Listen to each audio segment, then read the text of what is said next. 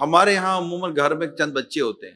ایک بچہ بڑا ڈسپلن والا ہوتا ہے، آپ کہیں لے جاؤ تو بیٹھ جاتا ہے، آپ کے ساتھ ہی چپکا رہتا ہے. آپ میں سے جو اپنے بچوں کو لے کر جاتے ہیں ان کو تجربہ ہوگا. اور ایک بچہ ہوتا ہے جو بیٹھتا ہی نہیں ہے، نہ گھر میں بیٹھتا ہے نہ کہیں اور بیٹھتا ہے. ادھر سے ہماری جمپ ادھر گیا، ادھر سے ہماری جمپ ادھر گیا. یعنی ایک ایکٹیو ہوتے ہیں اور ایک بچے اوور ایکٹیو ہوتے ہیں. تو وہ بہت زیادہ جو بیٹھتا نہیں ہے نا، غصے سے پکڑ کے اس کا ہاتھ پکڑ کے بیٹھانا، وہ پھر تھوڑی دیر بیٹھ جاتا ہے پھر بھاگتا ہے، پھر ادھر نکل پھر کدھر چلا گیا. ہوتا یہ ہے کہ پھر ایسے بچے کو والد اپنے ساتھ گھماتا ہی نہیں ہے. اس کو رکھو اپنے پاس، تو آ جا تو مت بیٹھا ہے، آپ آ جاؤ.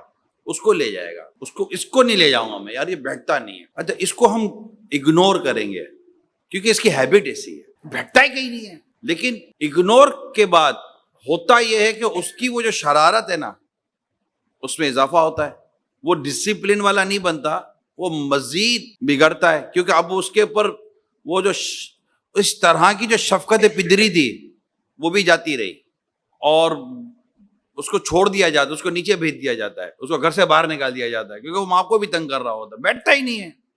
تو اس کی ان حرکتوں اور عادتوں میں اضافہ ہو رہا ہوتا ہے اس کو اگنور کرنے کی وجہ سے.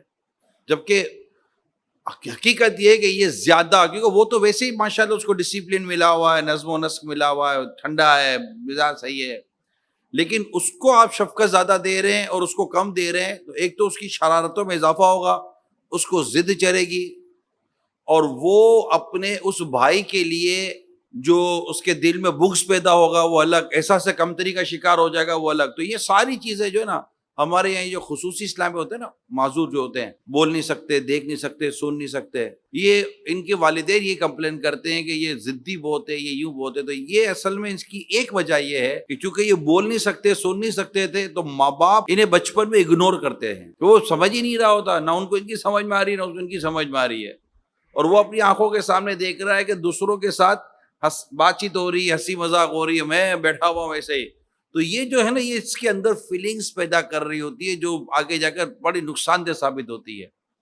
تو اب شفقت دینی ہے، آپ نے شفقت دینی ہے، اور اس کو یوں سمجھا جیسے وہ بیٹا. اس لیے میں نے بیٹے کی مثال دی کہ بیٹے کے ساتھ بھی ہم وہ کرتے ہیں جو نہیں کرنا چاہیے. تو یہ تربیت کا بہت بڑا فقدان ہے. اگر آپ تربیت کرنا چاہتے ہو تو بول کر خالی نہیں ہوگی، آپ کے عمل سے تربیت ہوگی.